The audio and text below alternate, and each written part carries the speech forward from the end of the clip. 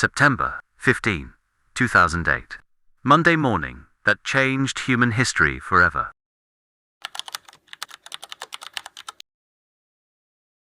All right, thank you, Captain Al. Our other big story we're following tonight, this has truly been a manic Monday on Wall Street. There's the bankruptcy of Lehman Brothers, the sale of Merrill Lynch to Bank of America, and word of trouble with the world's largest insurance company, American International Group. The stock market suffered one of its worst days in years. It wasn't an accident. It was the climax of a massive, multi-billion-dollar lie. This is the untold story of how the greed of a few men in custom suits brought the modern world to its knees.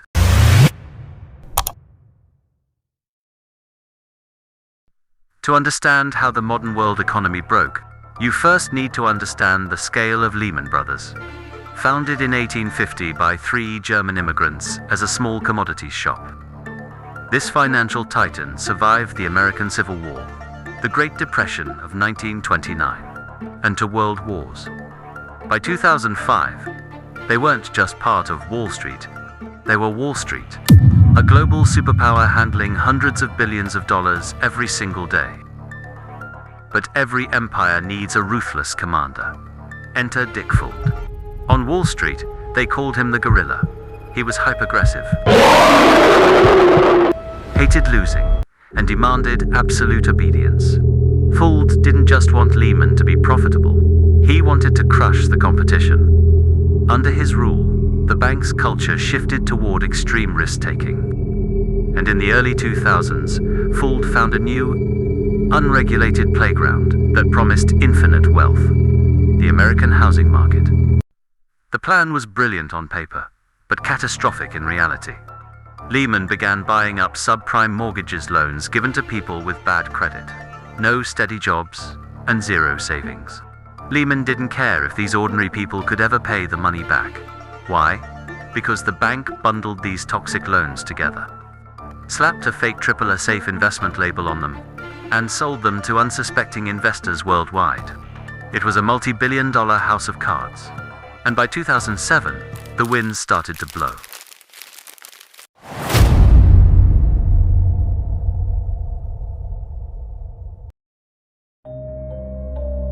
By 2007, the party was officially over. The housing bubble burst.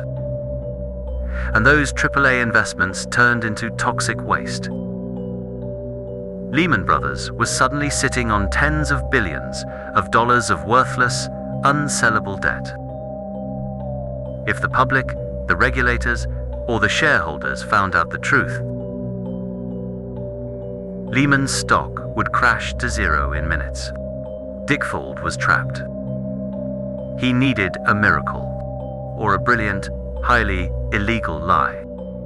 To hide the bodies, Lehman deployed a secret accounting weapon known as Repo 105. Here is how the magic trick worked. Right before the bank had to publish its quarterly financial reports, they would, temporarily, sell $50 billion of their toxic assets. Dollars of their toxic assets to banks in the Cayman Islands. In return, Lehman received cash. When they published their balance sheet to the public, they looked incredibly healthy. Low debt, high cash. Wall Street clapped. Investors were relieved. But magic isn't real. Just days after the financial reports were safely published, Lehman would use that same cash to buy the toxic debt right back. It was a multi-billion-dollar revolving door of deception. For months, they repeated this cycle, fooling the rating agencies, the regulators, and the entire world. But by mid-2008, the cash ran out, the debts became too heavy, and the mask finally slipped. The greatest illusion in Wall Street history was about to collapse.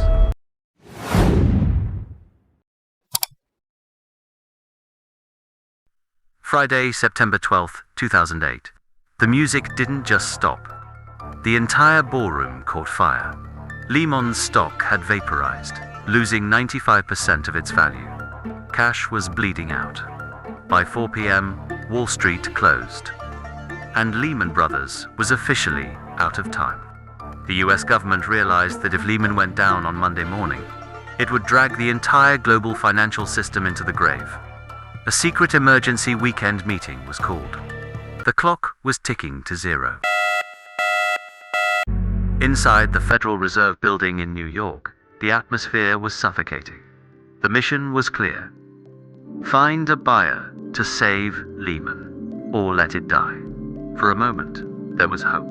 The British banking giant Barclays wanted the deal, but at the very last minute, the British government stepped in and blocked it. Refusing to import America's toxic garbage, next, Bank of America walked away. Choosing to buy Merrill Lynch instead, Lehman was completely, utterly alone. And then, the US Treasury made a historic, brutal decision: no government bailout.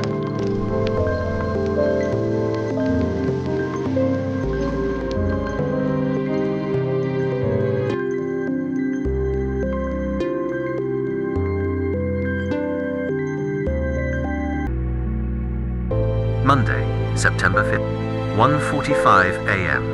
In a dark room, lawyers signed the documents. A 158-year-old empire had officially filed for bankruptcy. It was the largest corporate bankruptcy in human history. $613 billion. Gone. As the sun rose over New York, thousands of employees walked into the building, expecting another day at work. Instead, they were handed cardboard boxes and told to pack their desks. Careers ended. Dreams collapsed. Lives changed forever. The giant had fallen, and the shockwave. The fall of Lehman Brothers wasn't just a Wall Street crisis. It was a global financial tsunami. The domino effect was instantaneous. Credit markets froze. Stock markets around the world vaporized. In a matter of weeks, millions of ordinary people who had nothing to do with Wall Street, lost their jobs, their life savings, and their homes. Families were shattered. Businesses collapsed. Entire economies slowed to a crawl. It triggered the Great Recession, the worst economic disaster since 1929.